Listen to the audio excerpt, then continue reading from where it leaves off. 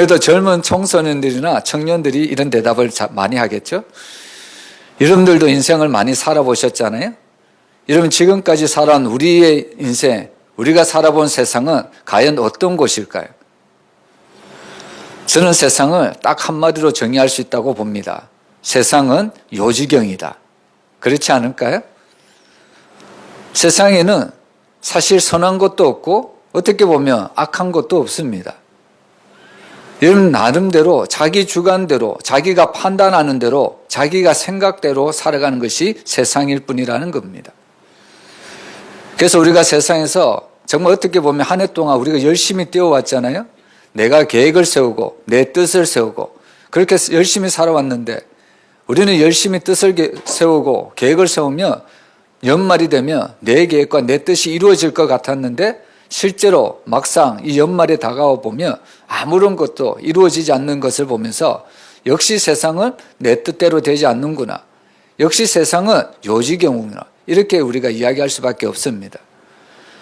여러분 전도자가 우리에게 주는 4가지 교훈이 있는데 그 첫 번째 교훈이 뭐냐면 이 세상은 바로 선한 것도 선한 이도 찾아볼 수 없는 것이 인간 세상이라고 이야기를 하고 있습니다. 16절에 보면 또 내가 헤아려서 보건대 재판하는 곳 거기에도 악이 있고 정의를 행하는 곳 거기에도 악이 있다고 말합니다. 여러분 세상에서 가장 정의로운 곳이 어떤 곳이 되어야 될까요? 형중이 형제? 세상에서 가장 정의로운 곳은 어떤 곳입니까? 형중이 형제가 지금 일하고 있는 그 직업하고 관련이 있는데 법정입니다. 법정. 그죠? 여러분 흔히 법정에서 이런 이야기를 하잖아요. 법 앞에는 누구나 평등하다. 만민이 평등하다. 이렇게 이야기하지 않습니까? 그런데 실제로 우리가 법정에서 판결을 하는 거 보면 정말 판결이 안 배운 사람도 저건 아닌데 안 배운 사람도 저렇게 판결해서는 안 되는데 다 아는데 어떤 판결을 보면 그 판결이 굽어지는 것을 참 많이 볼 수가 있다는 이야기입니다. 여러분 우리가 세상을 살아보면 이것이 선이고 이것이 악이다. 분명히 우리가 판가름할 수가 있는데 근데 세상을 보면 선인데 악으로 선을 덮어버리고 악인데 선으로 악을 덮어버리면 얼마나 좋겠습니까? 반대의 경우가 너무나도 많이 있다는 겁니다.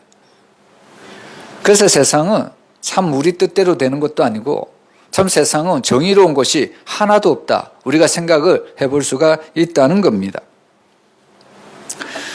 여러분 인간의 노력에도 불구하고 오늘 법정에서도 수많은 악과 수많은 거짓이 난무하고 있습니다. 여러분 이것은 무엇을 이야기하냐면요. 법정이 잘못되었다 이렇게 이야기하는 것보다 솔로몬이 왜 이 세상에는 공의가 판을 치는 것이 아니라 불의가 판을 치는가 그 주된 이유를 우리에게 말씀을 하는 겁니다. 곧 이 세상에는 바로 죄가 판을 치기 때문에 결국에 이 땅에서는 공의가 없고 이 땅에서는 바로 이런 정의가 사라지고 만다는 이야기입니다. 하나님께서 모세에게 율법을 주셨죠? 여러분 하나님이 모세에게 주신 율법 몇 가지일까요? 모세에게 주신 율법은 2가지로 나눌 수 있습니다. 하라는 율법과 하지 말라 율법. 하라는 율법은 248개, 하지 말라라는 율법은 365개. 합하면 총 613개의 율법을 주셨다는 겁니다. 여러분 이 율법이 많을까요? 적을까요? 여러분 우리는 하나님이 주신 율법 하나라도 제대로 지키기 힘들죠. 그죠? 근데 대부분의 사람들은 하나님이 율법을 너무 많이 주셨다 이런 생각을 참 많이 합니다. 그런데 인간들의 습성이 어떠냐면 여러분 유대인들은 하나님이 주신 율법 613개에다가 그것들을 더 잘 지켜보려고 세부 법을 만들기 시작합니다. 그것이 일명 계명이라는 겁니다. 계명. 하나님이 율법에도 말씀하지 않았는데 사람들은 유대인들은 그 율법을 조금이라도 더 잘 지켜보려고 구체적인 법, 세부적인 법을 만들어내고 있다는 겁니다. 여러분 오늘날 법도 그렇죠? 여러분 우리나라의 가장 기본적인 법은 어떤 법일까요? 헌법이죠. 헌법. 여러분 사실 헌법만 있어도 우리나라는 잘 살 수 있는 나라입니다. 어떻게 보면 헌법만으로도 이 세상은 공의로워야 되고 정의로워야 된다는 거예요. 근데 그럼에도 불구하고 헌법 외에 오늘날 수많은 무수한 법이 오늘날 많이 만들어지죠? 여러분 어떻게 보면 그 법을 만들어낸 이유는 어떻게 보면 이 사회를 더 정의롭게, 더 공의롭게 이렇게 만들려고 하는 그런 의지도 있겠지만 그러나 한편으로 보면 이 법을 만들었는데 이 법을 아주 교묘하게 빠져나가는 사람들이 있으니까 그래서 이런 빠져나가는 사람을 대비해서 또 이런 법을 만드는 겁니다. 근데 이런 법을 또 만들었는데 또 빠져나가는 사람이 있어요. 그럼 또 다른 법을 만들어야 되죠. 그러다 보니까 오늘 우리가 아는 아마 우리 형중이 형제도 그 법률 쪽에 아마 전문인이라고 이야기하겠지만 우리 한국에서 나오는 모든 법을 아마 형중이 형제도 다 모를 거라고 저는 생각을 합니다. 그만큼 법이 많다는 겁니다. 어쨌든 이 법을 만들어서 사회가 공의롭고 정의롭게 이렇게 만들어 가려고 하는데 그러나 실제로 그 법을 만들기는 하지만 그 법 때문에 오히려 힘들어하는 사람들도 있다는 겁니다. 여러분 과거의 재판장에 보면 오히려 힘 있는 자들 그리고 권세 있는 자들 앞에서는 그 재판관이 그 판결을 공의롭게 하는 것이 아니라 굳게 하는 것을 우리가 종종 볼 수가 있습니다. 여러분 법은 만인 앞에 평등하다고 이야기를 하지만 그러나 오늘날 세상은 그렇지 않다는 겁니다. 그것에 빗대어서 오늘 전도자가 그런 이야기를 하는 겁니다. 결국 이 세상이 왜 이렇게 불의가 판을 치고 의인이 고통을 당하고 의인이 형벌을 받는가? 결국 그 주된 원인은 바로 죄라는 것이 들어왔기 때문입니다. 여러분 모든 사람이 죄인이잖아요. 결국 그 죄 때문에 모든 사람들은 죄의 열매를 먹고 살 수밖에 없다는 겁니다. 하나님이 주신 우리에게 주신 그 선한 열매를 우리가 먹고 살아가면 참 좋은데 결국에 모든 사람들은 죄인이기 때문에 그 죄 때문에 형벌을 받고 고통을 받고 심판을 받을 수밖에 없다는 겁니다. 여러분 로마서 3장 9절에 보면 그러면 어떠하냐? 우리는 나으냐? 결코 아니라 유대인이나 헬란이나 다 죄 아래에 있다고 우리가 이미 선언하였다고 사도 바울은 선언을 하고 있습니다. 여러분 여기 보면 유대인이 나오죠? 헬라인이 나오죠? 여러분 유대인이나 헬라인이나 특별히 자기가 자랑할 만한 것을 한 가지씩 가지고 있습니다. 여러분 유대인이라면 무엇을 자랑할까요? 여러분 이 시대의 유대인 관점에서 생각해 보면 유대인은 무엇으로 자기를 자랑할까요? 바로 유대인은 하나님의 말씀을 맡은 자로 바로 그들은 바로 자랑을 한다는 겁니다. 하나님은 그 어떤 민족에게도 하나님의 말씀을 준 적이 없습니다. 오직 유대인들에게만 준 거죠. 그래서 유대인들에게 있는 사상이 선민 사상이잖아요. 하나님이 우리 민족에게만 하나님의 말씀, 성경을 주셨다. 그리고 하나님이 우리 민족만 구원하셨다. 여러분 이런 선민 사상이 유대인들에게는 가득하다는 겁니다. 또 헬라인에게는 무엇을 자랑할 수 있을까요? 여러분 이 당시에 여러분 예수님이 탄생했을 당시에 세상을 누가 다스리고 있었을까요? 어떤 나라가 다스렸나요? 로마라는 제국이 다스렸습니다. 그런데 우리가 알아야 될 것은 여러분 정치적으로는 권력적으로는 로마라는 나라가 다스리고 있을지 몰라도 그 로마의 정신에는 헬라 문화가 들어가 있었다는 겁니다. 무슨 말이냐면 여러분 헬라 사람들이 자기가 자랑할 수 있는 것은 무엇이냐면 지혜입니다. 지혜. 여러분 세상에 보면 철학이 흘러들어오죠. 이 철학이 어디서부터 시작되었을까요? 바로 헬라 문화부터 철학이 시작되었다는 것을 알 수가 있는 거죠. 그런데 오늘 사도 바울이 뭐라고 이야기합니까? 하나님의 말씀을 맡은 유대인, 자기가 자랑할 수가 있죠. 또 지혜가 충만한 헬라인, 자랑할 수가 있죠. 그러나 자기가 하나님의 말씀을 맡았든지 또 자기가 지혜가 출중하든지 사도 바울은 뭐라고 이야기하냐면 우리가 다 죄 아래에 있다고 이야기를 할 수밖에 없다는 겁니다. 여러분 이 선언의 의미는 뭐냐면 바로 우리가 율법을 가진 민족이고 지혜를 가진 민족이지만 결국에 율법을 갖고서도 바로 지혜를 갖고서도 이 죄악이 치료되지 않는다는 겁니다. 여러분 사람들은 인간들에 대해서 연구를 참 많이 하죠. 어떻게 하면 사람을 사람답게 살 수 있을까? 그래서 과거에는 교육에 참 많은 힘을 쏟았습니다. 학교에만 보내면 공교육만 배우면 사람이 사람답게 살 수 있을 것이다. 그렇게 해서 많은 사람들을 바로 교육을 시키기 시작했습니다. 여러분, 교육을 받으면 어떻게 될까요?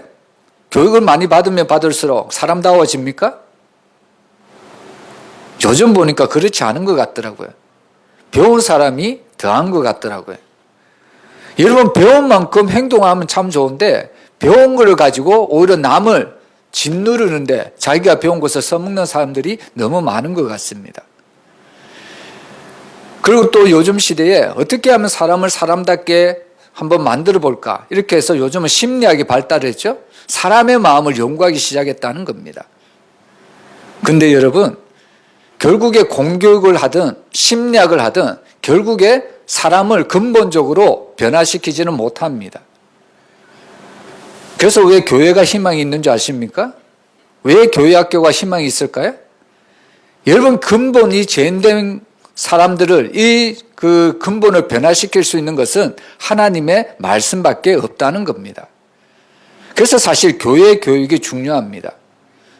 여러분, 교회에서 우리 어린아이들이나 우리 청소년들이나 우리 장년들을 교육을 할 때 여러분, 첫 번째로 우리가 교육을 하는 것이 무엇이냐면 저들의 영혼을 어떻게 치료할 것인가, 저들의 영혼을 하나님의 말씀으로 어떻게 터치할 것인가, 바로 이 하나님의 말씀으로 저들의 영혼에게 다가간다는 겁니다.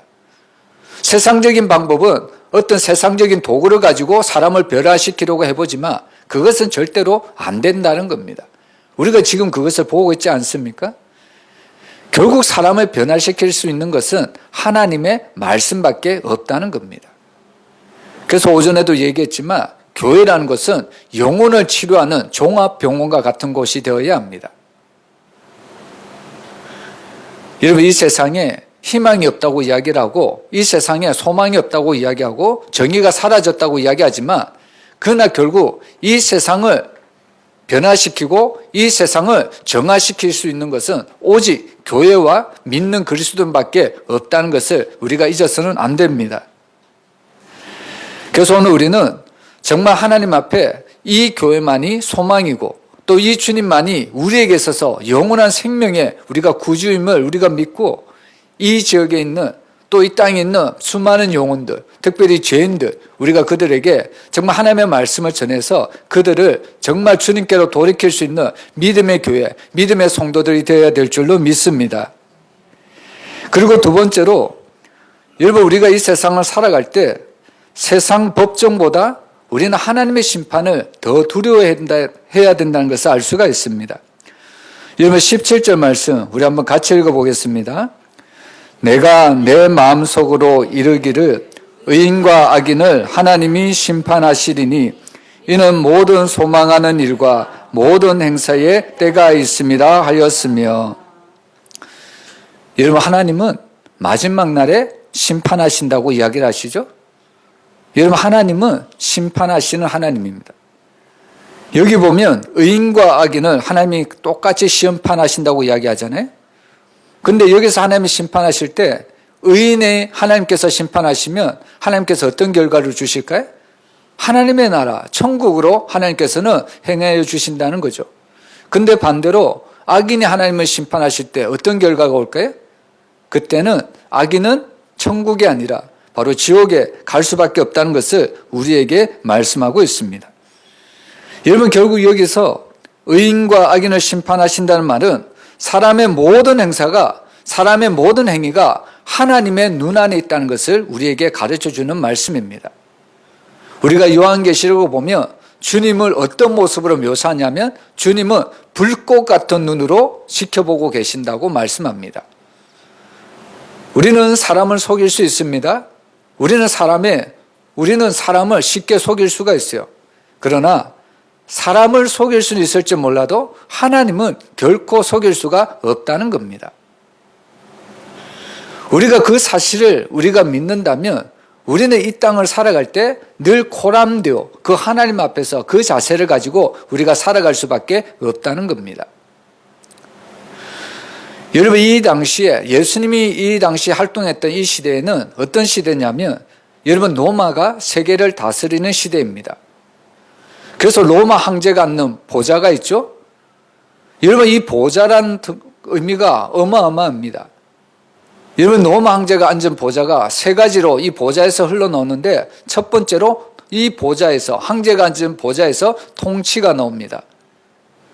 바로 이 로마 황제를 통해서 로마 제국을 넘어서서 온 제국을 바로 다스린다는 의미입니다. 그리고 이 로마 황제가 앉은 보좌에서 두 번째로 나오는 것이 영광입니다. 바로 이 당시에 모든 제국들은 모든 영광을 바로 이 로마 황제에게 올려드려야 된다는 겁니다. 최고의 영광, 최고의 고백은 뭐냐면 이런 고백이죠. 가이사는 주님이십니다. 이런 고백을 했다는 겁니다. 여러분, 이 당시에 백성들은 로마 황제, 가이사를 어떤 존재로 여겼냐면 바로 반신반인, 즉 반은 신이고 반은 그 인간, 즉 이 가이사는 하나님께서 하나님의 아들로 이 땅에 예수 그리스도가 아니고요, 이 황제를 태어나게 하셨다. 백성들은 그렇게 여겼다는 겁니다. 그래서 황제가 앉은 보좌에서 바로 이 황제의 통치가 나오고요, 그리고 그 통치를 통해서 모든 영광은 황제에게 올려드렸다는 겁니다. 그리고 세 번째가 있습니다. 이 황제가 앉은 보좌로부터 세 번째가 나오는데 무엇이 나올까요? 황제로부터 통치가 일어나고 황제로부터 영광이 돌아가는데, 만약에 영광이 영광을 그 황제에게로 돌아가지 않으면 마지막 세 번째는 뭐가 남아 있을까요? 심판밖에 남지 않는다는 겁니다. 심판밖에. 그래서 이 당시에 이 로마 황제가 앉은 보좌는 세 가지의 중요한 의미가 있습니다. 근데 계시록에 보면 이 보좌의 의미를 사도 요한은 전혀 다르게 이야기를 합니다. 여러분, 사도 요한은 이 세상을 다스리는 것은 로마 황제가 아니라 하나님이 앉으신 보좌에서 전 세계를 다스리는 통치가 나온다고 사도 요한은 말씀을 하고 있습니다. 그리고 모든 영광은 누구께요? 하나님께로 올려드려야 된다고 이야기를 합니다. 그리고 마지막 세 번째로 하나님께 영광을 올려드리지 않으면 어떻게 될까요? 결국에는 남는 것은 심판밖에 없다는 겁니다. 하나님은 우리에게 너무나도 자비로우신 하나님이시죠. 너무나도 은혜와 너무나도 인자하신 하나님이십니다. 그런데 그 하나님의 은혜를 받아들이지 않고 그 자비를 받아들이지 않으면 마지막에 남는 것은 철저한 심판밖에 없다는 겁니다. 그래서 계시록에 나타난 그 주님의 모습은 어떤 모습이냐? 마지막 날에 오시는 그 주님의 모습은 시편 기자가 예언을 했듯이 바로 그 주님은 손에 철 몽둥이를 두고 마치 질그릇과 같은 그 악한 자들을 다 깨서 부서뜨린다고 이야기를 하고 있습니다. 주님은 지금은 의뢰받을 만한 때고 구원의 날이라고 말씀하시지만 이것은 지금입니다. 만약에 마지막에 주님이 오실 때는 그때까지도 예수님을 나의 구주로 영접하지 않는다면 그때 남는 것은 철저한 심판밖에 남는 것이 없다는 겁니다. 여러분, 사도 바울은 자신은 감옥에 갇혀 있지만 그는 아주 유명한 고백을 합니다. 어떤 고백을 하냐면 주 곧 의로우신 재판장이 나에게 선한 재판을 해주실 것이다. 나에게 의로운 재판을 해주실 것이다. 그런 고백을 하고 있습니다. 여러분, 사실 우리가 감옥에는 안 갇혀봤지만 우리가 상상해 볼 수도 있잖아요. 우리가 여러 영상 매체를 통해서 감옥에 갇힌 사람들의 그 사람의 그 삶이 어떠한가를 우리가 잘 알 수가 있는 겁니다.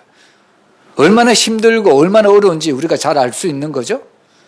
여러분, 사도 바울은 어떻게 보면 더 힘든 생각을 그 시대에 그 감옥 속에서 감옥 생활을 했다는 겁니다. 근데 놀라운 것은 사도 바울은 그런 감옥 속에서도 불평이나 원망을 하는 것이 아니라 하나님께 찬송하고 기도하는 모습을 볼 수가 있죠.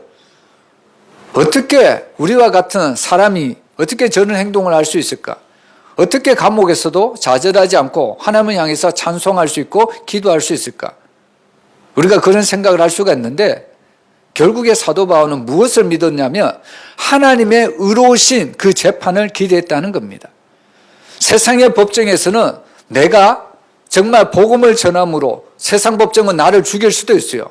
근데 사도 바울은 그것 때문에 두려워 떨지 않았다는 겁니다. 결국 내 육신의 몸은 죽을 수도 있지만 그런 하나님께서는 정말 선하신 판결, 의로우신 판결을 통해서 하나님은 나를 영원히 하나님의 나라로 인도해 주실 것을 기대하고 소망했다는 겁니다. 여러분, 오늘 우리도 마찬가지지 않을까요? 우리가 세상을 살아가면서 불의한 일을 얼마나 만납니까? 정말 나는 선한 일을 했는데 그 선한 행동을 통하여 은혜를 받은 사람이 나에게 선으로 갚아주는 것이 당연한데 악으로 갚을 때가 너무나도 많이 있다는 거죠. 배반할 때가 너무나도 많이 있다는 거죠. 그런 세상을 보면서 우리는 때로는 좌절할 수 있고 또 우리는 낙심할 수도 있습니다. 그러나 사도 바울은 절대로 그렇지 않았다는 겁니다. 어떻게 보면 사도 바울은 그렇게 믿었던 것 같아요. 세상은 정의가 없다. 세상은 결코 공의로울 수가 없다. 그래서 사도 바울이 믿은 것은 하나님밖에 없었다는 겁니다. 여러분들 누구를 믿으십니까? 여러분들 하나님을 믿으시길 바랍니다. 여러분 세상에 기대하고 세상에 소망하며 우리는 날마다 그 세상 때문에 돌뿌리에 걸려서 넘어지듯이 우리는 늘 넘어질 수밖에 없다는 거예요. 그러나 하나님께 대한 소망을 가지는 자는 우리가 아무리 넘어져도 잠언서에 나오는 말씀처럼 우리는 계속해서 오뚜기처럼 일어설 수가 있다는 이야기입니다. 주님이 우리에게 그런 힘을 주신다는 거죠. 여러분, 우리는 정말 우리가 믿음 있는 성도라면 바로 세상의 법정 판결보다 하나님의 심판을 더 두려워하고 또 하나님 앞에 믿음으로 살아가야 될 줄로 믿습니다. 그리고 세 번째로 여러분, 육신의 종욕만을 따라 사는 사람은 짐승과 다를 바 없는 삶을 산다고 오늘 18절에서 20절 내용을 보면 그렇습니다. 여러분, 오늘 전도자의 말씀을 보면 사람과 짐승을 동일시 여기고 있습니다. 같이 여기고 있거든요. 여러분, 짐승과 사람의 공통점이 있습니다. 뭘까요? 짐승과 사람의 공통점이 있습니다. 성경적으로 여러분 한번 생각해 보세요. 짐승과 사람의 공통점이 뭐가 있을까요? 두 가지입니다. 두 가지인데 두 가지 다 똑같은 겁니다. 첫 번째는 뭘까요? 하나님이 세상을 창조하셨는데 모든 것은 다 하나님께서 말씀으로 무에서 유를 창조했는데 사람과 짐승은 소재가 있었죠. 뭐로 만들었었나요? 흙으로 만들었다는 겁니다. 흙으로. 여기에 바로 사람과 짐승의 공통점이 있다는 겁니다. 두 번째 공통점은 뭘까요? 사람과 짐승의 두 번째 공통점. 그들은 흙이니까 어디로 돌아갈까요? 흙으로 돌아간다는 말씀이 나옵니다. 여러분, 요즘 거리에 나가보면 엄마가 이제 유모차를 끌고 이제 막 끌고 다니는 모습을 가끔 봅니다. 예전 같으면 당연히 이 유모차 안에는 어린아이가 있겠지, 사랑하는 자녀가 있겠지, 이런 생각을 하죠. 근데 요즘은 자세히 봐야 합니다. 이 유모차 안에 사람이 타고 있는지 아니면 반려견이 타고 있는지. 요즘 세상을 보니까 사람들이 이런 반려견을 어떻게 보면 자기하고 동일시 여기는 것 같습니다. 그래서 사람들 얘기를 가만히 들어보면 이런 이야기를 하는 것 같아요. 막 자기 자식을 자랑하고 자기 자식에 대해서 이야기를 하는 것 같더라고요. 근데 가만히 들어보면 자기 자식이 누구냐면 반려견에 대해서 이야기를 하더라고요. 반려견을 자기 자녀처럼 그렇게 표현을 하더라고요. 완전히 반려견을 자기 삶의 일부인 것처럼 그렇게 이제 이야기를 하는 것 같습니다. 여러분, 오늘 전도자는 바로 사람이나 이런 그 짐승이나 바로 동일하다는 것을 우리에게 이야기를 하고 있습니다. 근데 중요한 것은 오늘 전도자가 선한 의미로, 좋은 의미로 사람과 짐승이 동일하다 이렇게 이야기하는 것이 아니라 부정적인 의미로 지금 이런 이야기를 하는 겁니다. 무슨 의미냐면 사람이 만약에 본능대로 살아간다면 짐승과 다를 바가 없다는 겁니다. 여러분, 사람이란 존재도 정말로 힘든 것이 뭐냐면 본능을 거스르는 것이 너무나도 힘들다는 겁니다.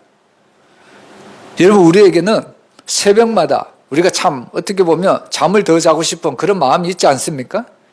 근데 그런 본능을 이기고 우리가 새벽 기도 나오는 거 참 대단합니다. 그죠?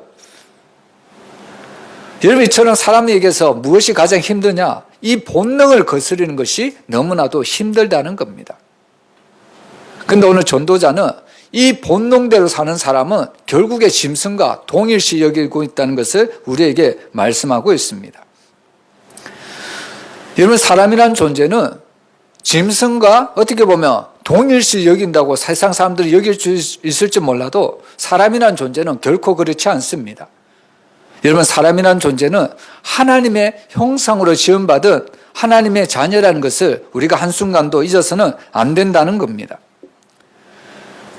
여러분, 한 과학자가 연구를 했습니다. 어떤 연구를 했냐면 인간을 구성하고 있는 물질이 무엇일까? 한 과학자가 연구를 해서 보고를 했습니다. 저도 이 연구를 보고 처음 알았는데요.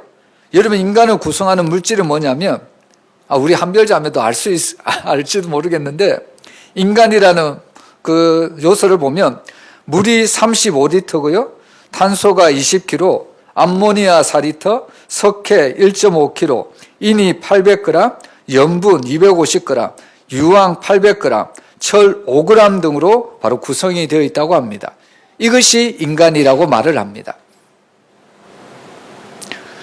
여러분, 이 한 과학자의 인간을 구성하는 이 요소를 따져보면 전도자가 말한 것처럼 어떻게 보면 우리 인간이나 동물이나 별반 차이가 없는 것 같습니다. 그죠? 근데 여러분, 인간에 대한 가치를 우리는 여기서 매길 수가 없다는 겁니다. 여러분, 인간의 가치가 정말 우리가 상상도 하지 못할 정도로 우리는 귀한 존재라는 것을 우리가 한순간도 잊어서는 안 됩니다. 하나님은 한 영혼이 천하보다 귀하다고 말씀하셨습니다. 천하를 바꿀지언정 나의 영혼을 하나님은 바꾸지 않겠다고 말씀을 하시는 겁니다. 그래서 우리의 영혼을 구원하시려고 하나님은 독생자까지 보내주시지 않았습니까? 그래서 사실 우리의 영혼은 너무나도 귀하다는 겁니다. 그래서 오늘 우리는 정말 하나님께서 우리의 영혼을 구원하시려고 독생자 예수 그리스도를 보내주신 것처럼 오늘 우리는 정말 하나님 앞에서 믿음 생활, 말씀 생활, 기도 생활, 하나님이 주시는 그 은혜를 가지고 날마다 우리가 살아가야 된다는 이야기입니다. 여러분, 어떻게 보면 신앙생활이라는 것은 본능을 거스리는 삶입니다. 여러분, 그 세상에서 말하는 본능은 뭡니까? 한 대 맞으면 어떻게 합니까? 한 대 때리는 것이 세상의 본능일까요? 그렇지 않을걸요? 한 대 맞으면 세상은 막 두대, 세 대 때리는 것이 세상의 본능이지 않을까요? 근데 성경은 뭐라고 이야기합니까? 선으로 악을 이기라고 말씀하잖아요. 원수를 사랑하라고 말씀하잖아요. 어떻게 사람으로서 이런 일이 가능할까요? 여러분, 본능을 가진 인간으로서는 절대로 감당하지 못합니다. 그러나 오늘 우리에게는 하나님의 사랑이 있기 때문에 예수님의 은혜가 있기 때문에 우리는 이 본능을 거스를 수 있는 믿음의 삶을 살 수가 있다는 겁니다. 그래서 이 세상을 이기는 것은 오직 믿음밖에 없습니다. 여러분, 믿음으로 살아가시기를 주의 이름으로 축복합니다. 그리고 네 번째로, 여러분, 오늘 주어진 일에 최선을 다하는 것이 허무한 인생을 극복하는 지름길입니다. 우리 22절 말씀 우리 한번 같이 읽어보겠습니다. 그러므로 나는 사람이 자기 일에 즐거워하는 것보다 더 나은 것이 없음을 보았나니 이는 그것이 그의 몫이기 때문이라. 그의 뒤에 일어날 일이 무엇인지를 보게 하려고 그를 도로 데리게 올 자가 누구이랴. 여러분, 이 말씀의 이제 포인트는 이겁니다. 아무도 미래에 대해서는 알지 못한다는 겁니다. 아무도. 내 미래에 어떤 일이 일어날지는 아무도 모른다는 겁니다. 여러분, 우리가 미래에 대해서 아무것도 알지 못한다면 동일하게 말을 할 수 있는 것은 내 미래에 어떤 것도 나를 보장해 주지 못한다는 겁니다. 그것이 우리의 인생이라는 거죠. 야고보서를 보면 우리 인생을 마치 안개와 같이 비유하지 않습니까? 여러분, 안개가 심하면 진짜 한 치 앞을 못 봅니다. 그것이 바로 우리의 미래라는 겁니다. 우리는 우리의 미래를 위해서 나름대로 계획을 세우고 또 열심히 하루하루 최선을 다해서 살아가죠. 그러나 그렇게 산다고 할지라도 내 미래가 보장되는 것이 아니라는 겁니다. 여러분, 내 미래는 누구의 손에 달려 있을까요? 하나님의 손 안에 있는 줄 믿습니다. 그래서 항상 우리는 모든 삶을 하나님께 맡겨야 된다는 겁니다. 내 미래의 주관자는 하나님밖에 없다는 것을 우리가 늘 믿고 우리가 살아가야 된다는 이야기입니다. 여러분, 우리가 과거에 그 다미 선교회란 그런 시한부 종말론자들이 있었습니다.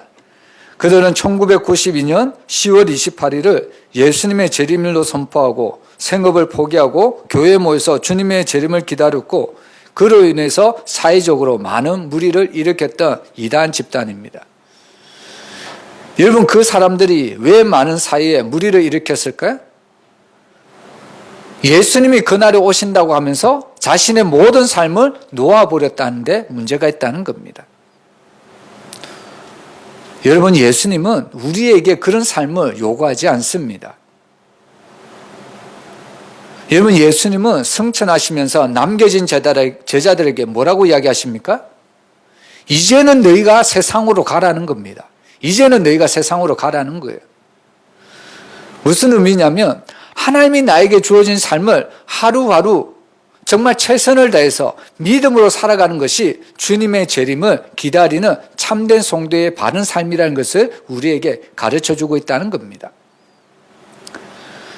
여러분, 데살로니가 성도들 보면 사도 바울이 이 데살로니가 교회 성도들을 책망하는 부분이 나오는데, 어떤 부분을 책망하냐면 예수님의 재림이 곧 오실 것이라고 하면서 그 중에 어떤 성도들은 그냥 무의도식하는 성도들이 있었다는 겁니다.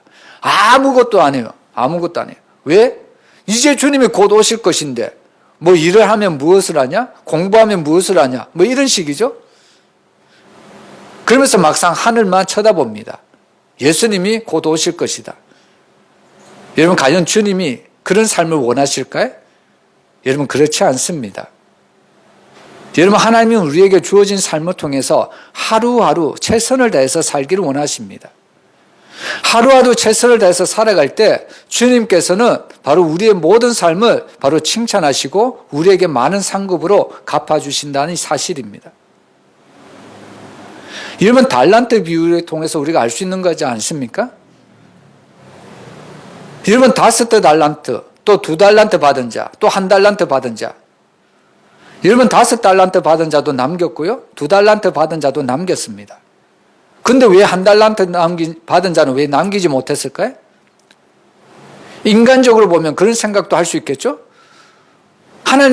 주님께서 나에게도 저런 많은 5달란트만 남겨주셨으면, 2달란트를 맡겨주셨으면 내가 많은 사업을 해서 많은 그 이윤을 남길 텐데, 보잘것없는 1달란트만 맡겨가지고 이것을 가지고 사업을 하려고 하니까 실패할 수도 있고, 그러니까 땅에 묻어두는 거 아닙니까? 근데 여러분, 이 당시에 1달란트가 값없는 것이 아닙니다. 어마어마한 값어치가 있는 겁니다. 사실 이 1달란트 받은 자는 변명에 불과한 거죠. 그냥 일을 하기 싫은 겁니다. 아무것도 하기 싫은 겁니다. 우리식으로 얘기하면 게으른 사람이라는 거예요. 여러분, 주님이 우리에게 맡겨준 삶, 또 우리에게 직장을 주신 이유, 우리에게 가정을 주신 이유, 다 이유가 있습니다. 그곳에서 정말 너희들은 빛처럼 소금처럼 그렇게 살아라고 우리에게 말씀을 하는 겁니다. 그것이 하나님이 우리에게 주신 바로 영적인 삶의 원리라는 겁니다. 우리의 미래는 누구도 알 수가 없습니다.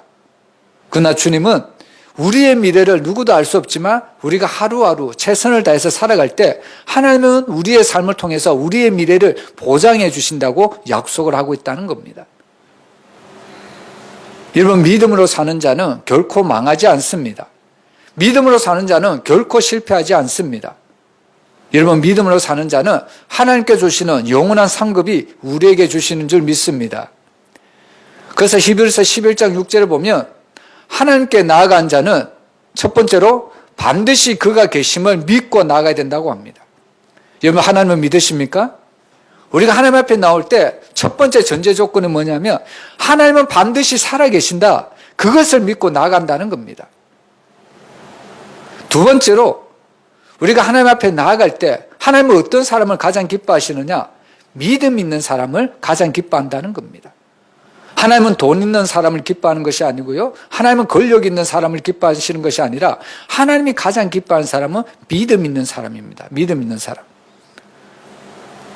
우리가 그 사복음서에 보면 종종 예수님이 너무 심한 말을 할 때가 참 많이 있습니다. 그 중에 한 사람이 누구냐면 수로보니게 여인. 수로보니게 여인. 어떻게 그런 심한 말을 할 수 있을까? 그죠? 예수님은 너무 인자하고 너무나도 자비롭고 우리에게 너무 좋으신 분인데 왜 그 여인에게만 너무 어떻게 보면 오늘날 말처럼 막말을 하실까? 오늘날 말하면 왜 독서를 왜 쏟아내실까?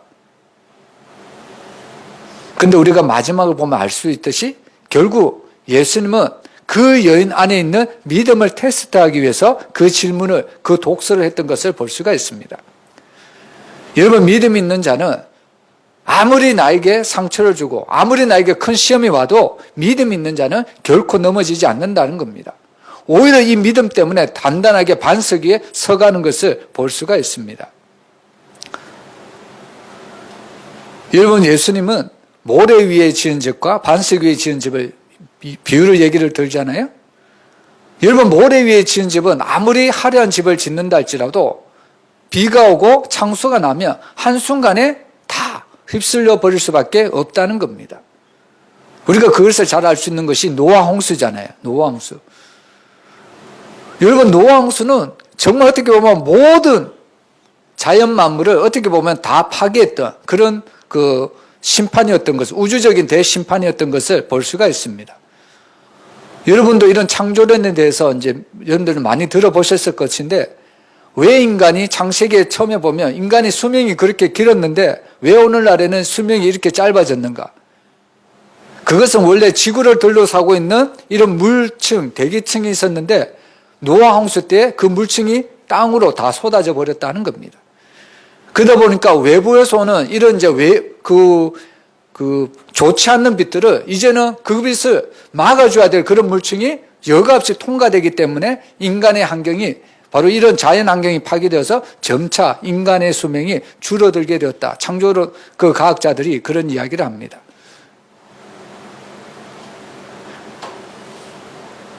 여러분, 우리가 세상을 살아갈 때 가장 중요한 것은 바로 믿음입니다. 그리고 그 믿음은 일반 다른 종교에서 믿는 그런 주술적인 믿음이 아니고요. 우리가 믿는 믿음은 살아계신 하나님을 믿는 믿음이라는 겁니다. 하나님이라면 이 문제를 해결해 주실 수 있습니다. 하나님이라면 나를 구원해 주실 수 있습니다. 하나님은 오늘 우리에게 이런 믿음을 요구하고 있다는 겁니다. 당장에는 내 한 치 앞을 우리가 바라보지는 못하지만 그러나 오늘 우리가 믿음의 발을 한 발자국 한 발자국 내딛다 보면 하나님께서는 그 걸음걸음을 통해서 우리에게 바로 천국으로, 영원한 하나님의 나라로 인도해 주신다는 겁니다. 예전에 제가 그 인디아나 존스 그 영화를 본 적이 있는데 그 인디아나 존스 영화를 보니까 지금 인디아나 그 주인공이 존스 그 사람이 지금 뒤에서 막 이제 적들이 이제 쫓아오는데 어쨌든 앞으로 나가야 됩니다. 근데 앞에는 마치 낭떠러지기와 같아요. 어떻게 보면 홍해 앞에서는 이스라엘 백성들도 갔습니다. 근데 이 주인공이 어떻게 하냐면 한 발자국 한 발자국 나아갑니다. 근데 희한하게 보이지 않았는데 한 발자국 내디디니까 그 밑에 무슨 보도블럭 같은 그 길이 딱 만들어지는 겁니다. 또 한 발자국 내디디니까 또 길이 만들어지는 거예요. 여러분, 어떻게 보면 우리 그리스도인의 삶이 그런 것 같습니다. 한 치 앞도 바라볼 수 없는 우리의 삶이지만 우리가 믿음으로 길을 걷다 보면 하나님이 길을 열어주신다는 겁니다. 그래서 주님이 내가 길이라고 말씀하시지 않습니까? 그 길은 세상의 여러 길을 이야기하는 것이 아니라 오직 유일한 길, 하나님께 가는 오직 유일한 길임을 예수 그리스도임을 밝혀주는 겁니다. 여러분, 우리가 말씀을 정리해 보면요, 여러분, 하나님은 우리가 어떤 인생을 살기를 원하시는가 우리에게 답을 주고 있습니다. 결론적으로 보면 오늘 하나님은 우리가 바로 믿음의 삶을 살아가기를 원하고 있다는 겁니다. 우리가 믿음으로 삶을 살아갈 때 하나님은 우리 인생을 책임져 주시고 보장해 주시겠다고 약속하고 있습니다. 여러분, 오직 믿음으로 살아가시기를 주의 이름으로 축원합니다. 기도하겠습니다.